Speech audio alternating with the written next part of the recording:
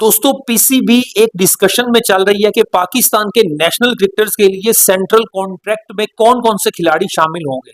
आपको बता दें कि सबसे पहले ये ज़का अशरफ जब चेयरमैनशिप में थे पीसीबी की 2023 में ये 3 साल का फाइनेंशियल प्लान उन्होंने शुरू किया था कि खिलाड़ियों को इस कैटेगरीज में शामिल किया जाए।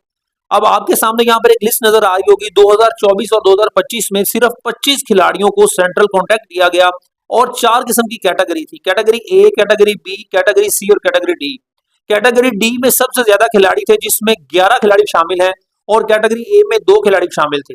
अब डिस्कशन ये चल रही है कि जो नेशनल लेवल पर अच्छी परफॉर्मेंस की है पूरे सीजन में थ्रू आउट टाइम पे, उस बंदों को, उन प्लेयर्स को शामिल किया जाएगा जिनमें आपको सुनकर हैरानी होगी कि पिछली दफा के नेशनल कॉन्ट्रैक्ट्स में जो कॉन्ट्रैक्ट लिस्ट थी उसमें फखर जमान, साहबजादा फरहान शामिल नहीं थे।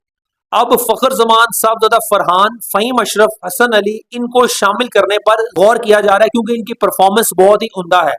पाकिस्तान में ये कैटेगरीज 2023 में पहली दफा हुई, उसके बाद चलती आ रही हैं। अभी ये तीसरा सेंट्रल कॉन्ट्रैक्ट है। 2024 और 25 के सेंट्रल कॉन्ट्रैक्ट में खुरम शहजाद, मोहम्मद अली, अब्बास अफरीदी और इरफान खान नियाजी को पहली दफा कॉन्ट्रैक्ट मिले हैं, लेकिन उसी सीजन में फखर जमान को भी नहीं शामिल किया गया, साहबजादा फरहान को भी निकाल दिया गया, हसन अली भी शामिल नहीं थे और ना ही फहीम अशरफ शामिल थे। लेकिन इस दफा इनकी परफॉर्मेंस की बेस पर इनको शामिल करने पर गौर किया जा रहा है।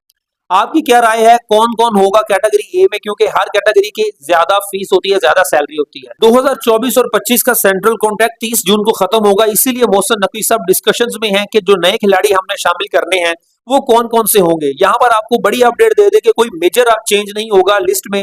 हाँ, थोड़ी बहुत स्लाइड डिफरेंस हो सकता है, कुछ लोग इन हो सकते हैं, कुछ लोग आउट हो सकते हैं अपनी परफॉर्मेंस की बेस पर, लेकिन जो मेन प्लेयर हैं वो वही रहेंगे। जिस तरह बाबर आजम, मोहम्मद रिजवान, ये इन लोगों को, शाहीन शाह अफरीदी, इन लोगों को ये यहाँ पर नहीं छेड़ा जाएगा। आपके ख्याल में कौन होगा कैटेगरी ए में? क्या बाबर आजम और मोहम्मद रिजवान पिछले साल की तरह अपना जो लेवल है वो कैटेगरी ए में बरकरार रख पाएंगे? कमेंट लाजमी करिएगा, चैनल को सब्सक्राइब कर लें। ऐसी अपडेट्स के लिए टिकटॉक और इंस्टाग्राम पर हमें लाजमी फॉलो करें।